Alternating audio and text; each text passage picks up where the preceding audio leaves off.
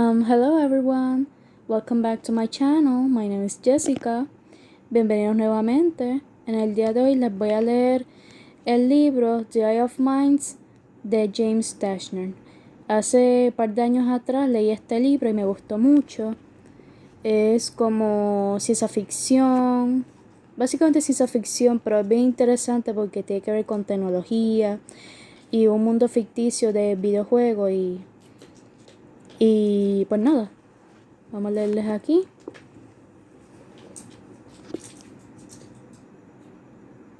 Welcome to the Vernet, a world beyond your wildest dreams and your worst nightmares. The Vernet offers total mind and body immersion, and the more hacking skills you have, the more fun it is. Why bother following the rules when most of them are dumb anyway? But some rules were made for a reason. Some technology is too dangerous to fool with, and one gamer has been doing exactly that, with murderous results. The government knows that to catch a hacker, you need a hacker, and they've been watching Michael. If he accepts their challenge, Michael will need to go off the Vernet grid to the back alleys and corners of the system human eyes have never seen. And there's the possibility that the line between game and reality will be blurred forever. Y entonces este libro es parte de una secuela, de un sequel. Este sería el segundo libro de esa secuela, The Rule of Thoughts. Y nada, vamos a empezar a leer.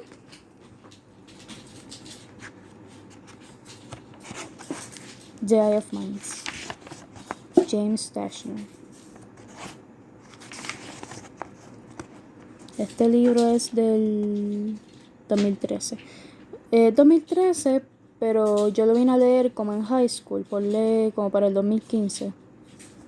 So, vamos. This book is dedicated to Michael Burrett and Krista Marino for making my career and for being good friends.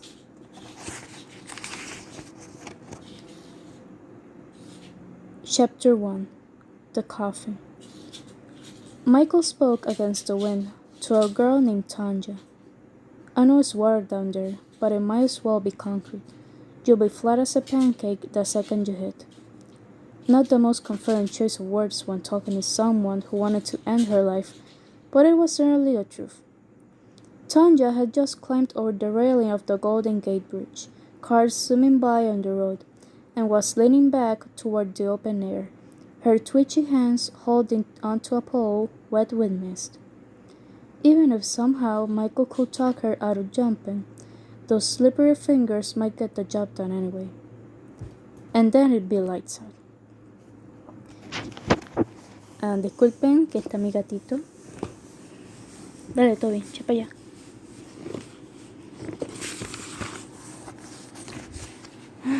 Bueno, vamos a seguir.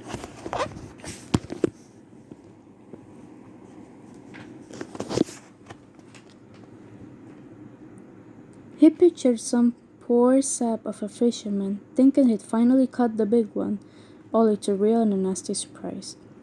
Stop joking, the trembling girl responded. It's not a game, not anymore. Michael was inside the Vernet, the sleep. Two people who went in as often as he did. He was used to seeing scared people there, a lot of them. Yet underneath the fear was usually the knowing deep down that no matter what was happening in the sleep, it wasn't real. Not with Tanja. Tanja was different. At least her aura, her computer-simulated counterpart, was. Her aura had this bad crazy look of pure terror on her face, and it suddenly gave Michael chills, made him feel like he was the one hovering over that long drop to death. And Michael wasn't a big fan of death, fake or not. It is a game, and you know it, he said louder than he wanted to. He didn't want to start her, but a cold wind had sprung up, and it seemed to grab his words and whisk them down to the bay. Get back over here, let's talk.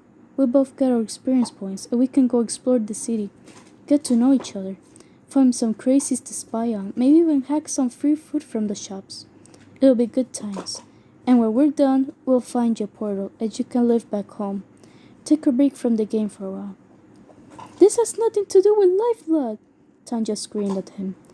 The wind pulled at her clothes, and her dark hair fanned out behind her like laundry on a line. Just go away and leave me alone. I don't want your pretty boy face to be the last thing I see. Michael thought of Lifeblood Deep, the next level, the goal of all goals, where everything was 1,000 times more real, more advanced, more intense. He was 3 years away from earning his way inside, maybe 2. But right then he needed to talk this dopey girl out of jumping to her date with the fishes, or he'd be sent back to the suburbs for a week, making Lifeblood Deep that much further away. Okay, look. He was trying to choose his words carefully, but he already made a pretty big mistake and knew it. Going out of character and using the game itself as a reason for her to stop what she was doing meant he'd be docked points big time. And it was all about the points.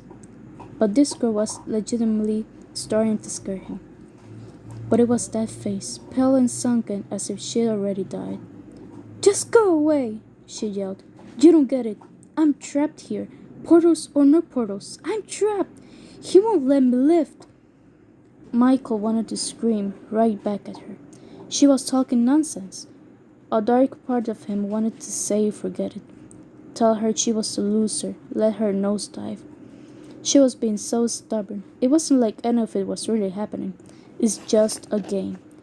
He had to remind himself of that all the time. But he couldn't mess this up. He needed the points. Alright, listen. He took a step back, held his hands up like he was trying to calm a scared animal. We just met. Give it some time. I promise I won't do anything naughty. Do you wanna jump? I'll let you jump. But at least talk to me. Tell me why. Tears lined her cheeks. Her eyes had gone red and puffy. Just go away. Please. Her voice had taken on the softness of defeat. I'm not messing around here. I'm done with this. All of this. Done? Okay, that's fine to be done. But you don't have to screw it up for me, too, right? Michael figured maybe it was okay to talk about the game after all, since she was using it as her reason to end it. To check out of the virtual Flesh and Bones hotel and never come back. Seriously, walk back to a portal with me. Live yourself. Do it the right way. You're done with the game. You're safe. I get my points. Ain't that happiest ending you ever heard of? I hate you, she spat. Literally, a spray of misty saliva. I don't even know you and I hate you. This has nothing to do with lifeblood. Then tell me what it does have to do with. He said it kindly, trying to keep his composure. You got all day to jump. Just give me a few minutes. Talk to me, Tanya. She buried her head in the crook of her right arm. I just can't do it anymore.